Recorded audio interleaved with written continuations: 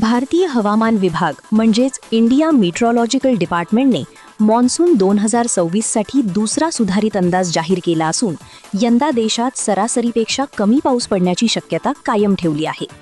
IMD नुसार जून ते September या कालावधीत देशभरात सुमारे 90% ते 92% दीर्घकालीन सरासरी LPA इतका पाऊस होण्याचा अंदाज आहे।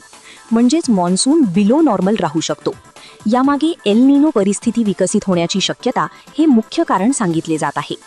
विशेष म्हणजे जून महिन्यातही सरासरीपेक्षा कमी पावसाची शक्यता व्यक्त करण्यात आली आहे। त्यामुळे खरीप पिकांसाठी सुरुवातीचा काळ महत्त्वाचा ठरणार आहे।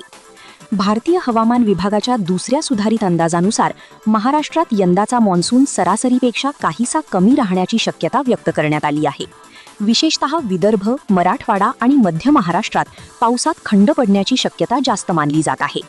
राज्यात मॉन्सूनचे आगमन थोडे उशिरा होण्याची चिन्हे आहेत।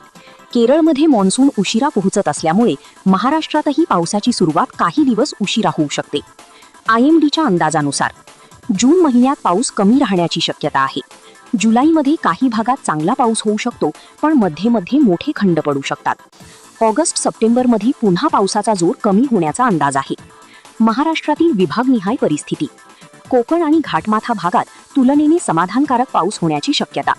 मराठवाडा आणि विदर्भात सरासरीपेक्षा कमी पावसाची भीती। मध्य महाराष्ट्रात पावसाचे वितरण असमान राहू शकते।